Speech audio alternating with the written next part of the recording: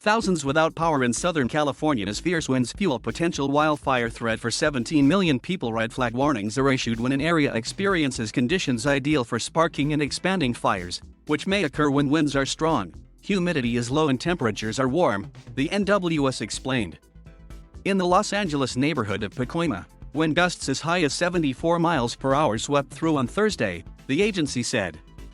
And in nearby Sylmar, a few brush fires sprang up, but firefighter crews swiftly contained them. As of early Friday morning, there were still 69,512 without power, according to peopleRed. Southern California Edison said it cut power to more than 60,000 of its customers Thursday because high winds tend to increase the risk of power lines falling and sparking wildfires. Most of the cutoffs were in Riverside County, which sits east of Los Angeles.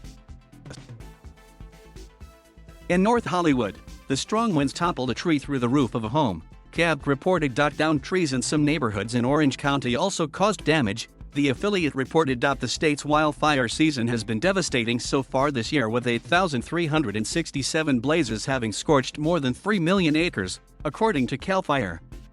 The fires have been exacerbated by climate change, creating hotter and drier conditions. Red flag warnings are issued when an area experiences conditions ideal for sparking and expanding fires, which may occur when winds are strong, humidity is low and temperatures are warm, the NWS explained.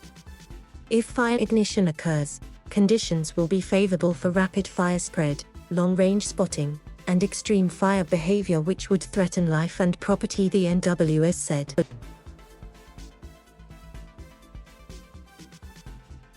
Thank you for watching. Please subscribe